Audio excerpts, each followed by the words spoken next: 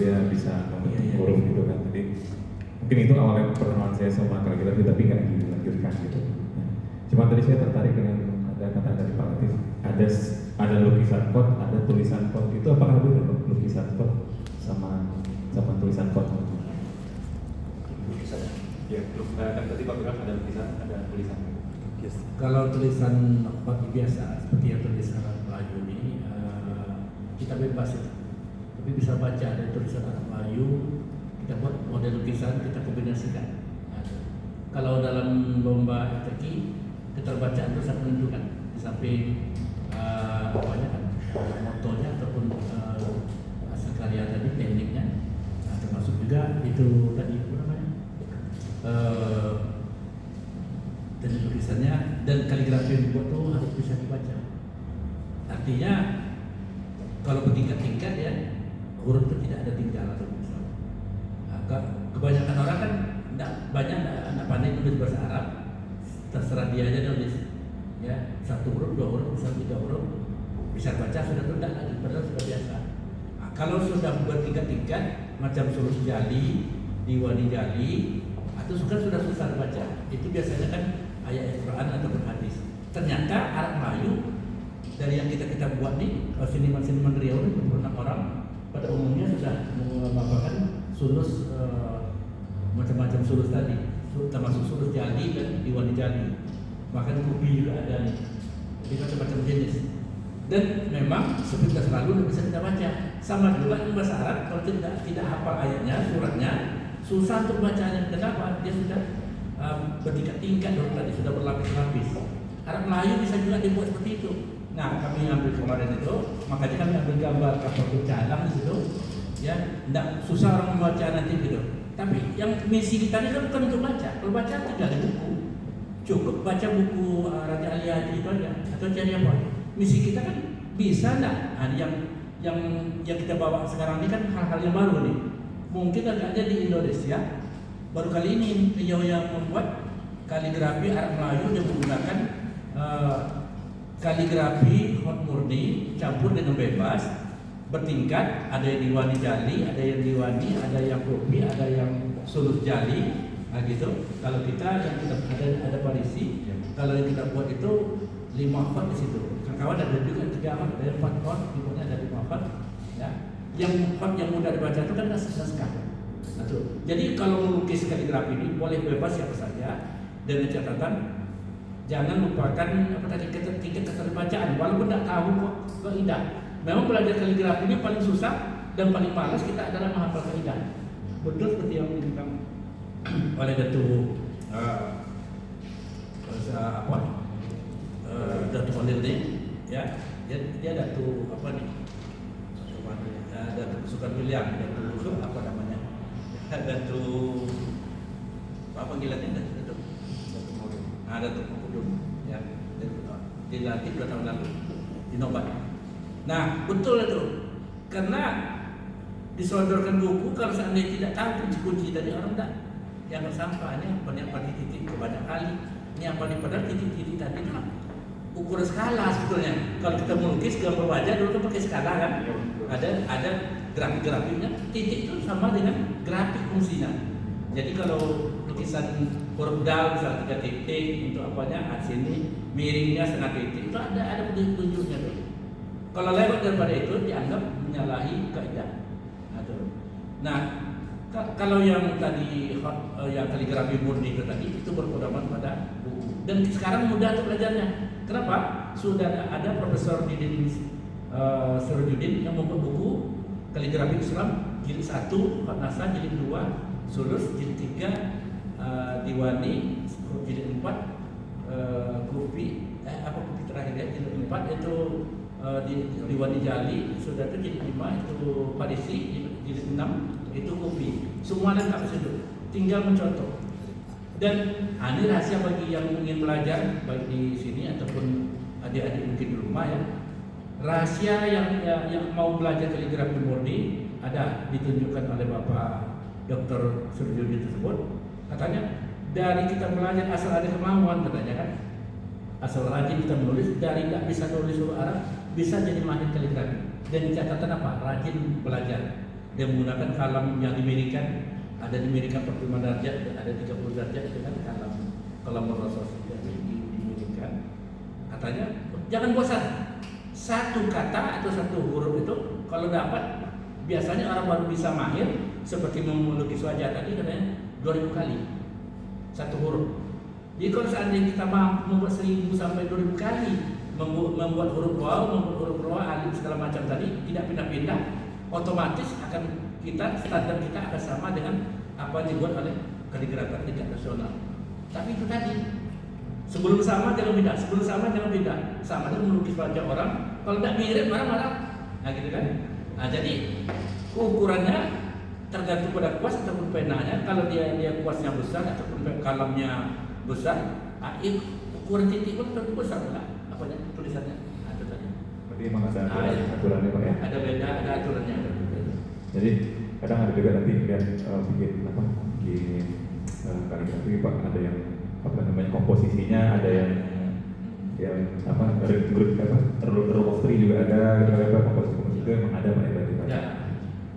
Khususnya kaligrafi kontemporer ataupun hiasan kaligrafi. Sebetulnya kalau kebanyakan kita ini hiasan kaligrafi. Kalau kontemporer itu kalau kita lari ke rumus itu kan seni rupa itu kan.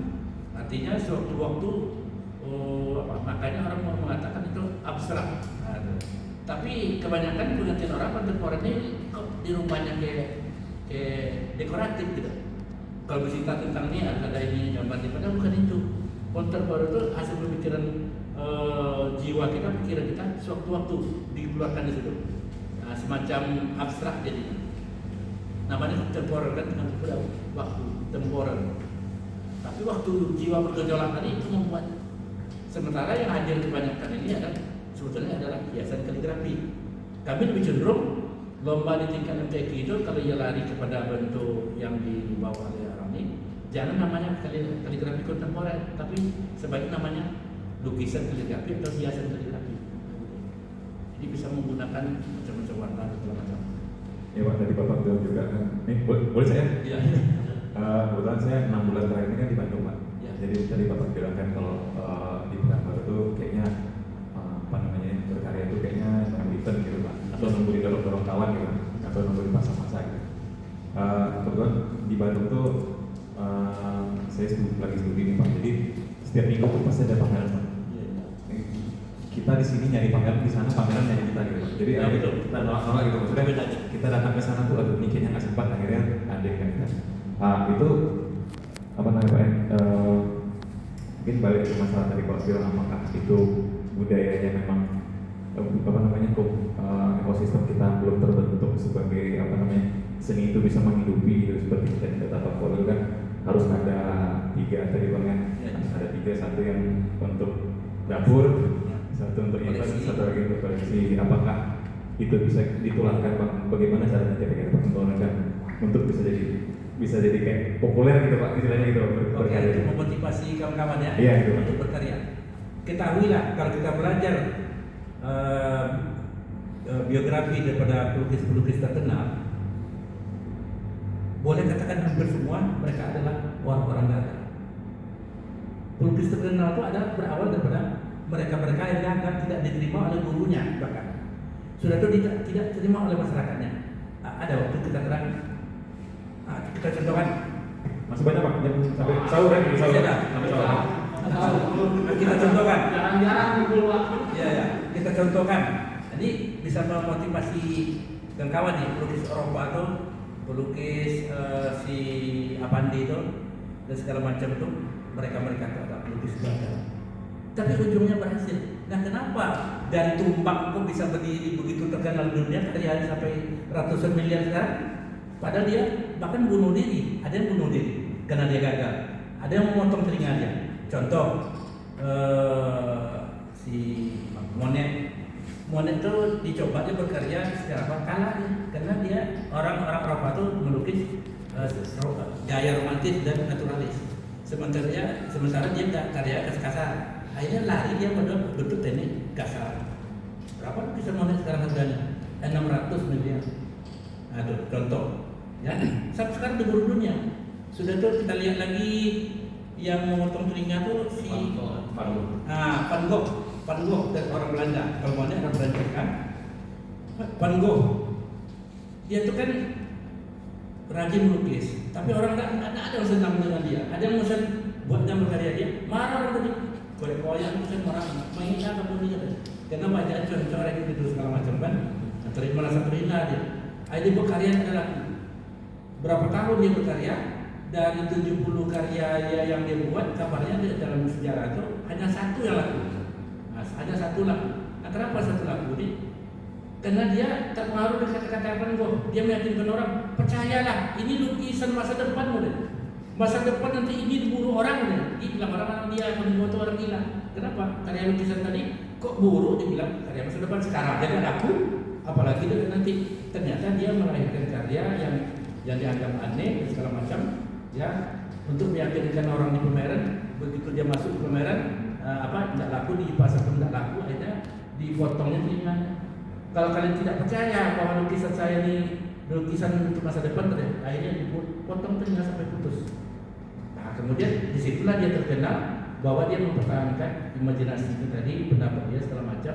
Akhirnya memang termasuk dia sekarang lukisan dia adalah lukisan yang diburu oleh dunia. Di Indonesia ada Apandi, kalau dalam teorinya dia ada pandai lukis. Dia belajar sama Abdullah. Abdullah pelukis tanah Soekarno siapa? Basuki Abdullah tak diterima dari sekian yang melamar untuk jadi murid Basuki Abdullah. Siapa nih? Si Apandi ini orang yang tidak terima, kamu ini gagal, tidak bisa kamu melukis. Akhirnya dia kecewa. Akhirnya apa? Perasaannya tadi, dia apa? Kalau dia gagal dalam bentuk karya realita, karya romantis segala macam tadi, akhirnya dia buat karyanya sembarangan. Disitulah lahir aliran impresionisme. Coret-coret adalah buat air berlaga. Muat dia menggunakan kuas, habis disarannya di jari-jari dia, diterkamnya kuas tadi. Digini kan, jadilah buat judul. Memang judul itu awal-awal dia buat ayam berlaga.